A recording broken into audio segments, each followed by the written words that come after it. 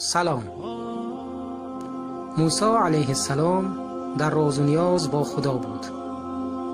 از خدا خواست که بهترین و بدترین بنده او را به او نشان دهد. به او نامه ای آمد و به او گفته شد به دروازه شهر رو و ببین که اولین شخصی که از دروازه بیرون می آید بدترین بنده من است. موسی رفت و مردی پیرانسان را دید که با عصایی از در بیرون می آید. از خدا خواست بهترین بنده او را معرفی کند. با او گفته شد شب هنگام به دروازه شهر رو و ببین که آخرین نفری که از دروازه به درون می آید کیست. رفت، منتظر شد و دید باز همون پیرمرد است که با نبیره اش به داخل شهر می درآید. از خدا خواست که راز این مهم بر او افشا کند.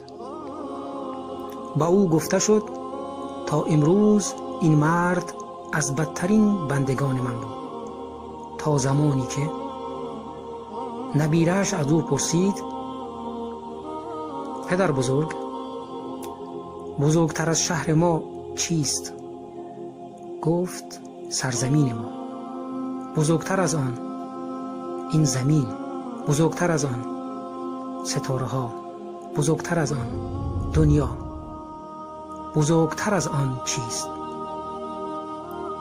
پدر بزرگ گریه کرد و گفت بزرگتر از آن گناهان من است.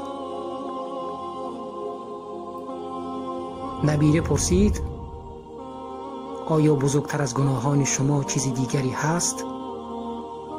پدر بزرگ جواب داد بله، رحمت و بخشش خداوند.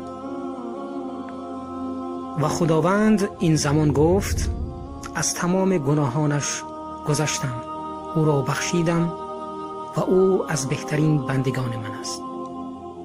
برادر و خواهر عزیز، شما که این داستان را شنیدید بدانید که هیچ وقت برای بخشش و رحمت خدا دیر نیست.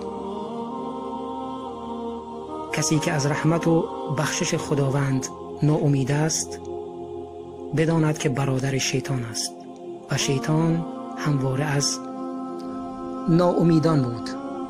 خدا ما را از رحمت و بخشش خود ناامید مسازد.